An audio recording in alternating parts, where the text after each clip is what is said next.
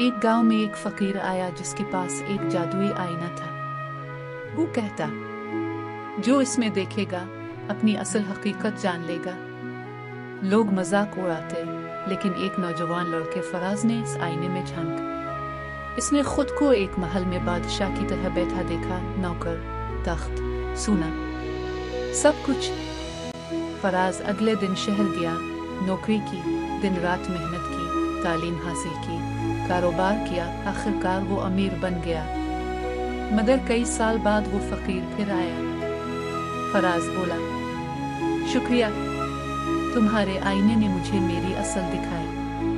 फकीर हंसा और बोला, वो आईना आम था, जादू तेरे यकीन में था। सबक, हमें जादू नहीं, यकीन की आंख चाहिए। ख्वाब वही सच होते हैं जिन्हें देखने की हिम्मत हो।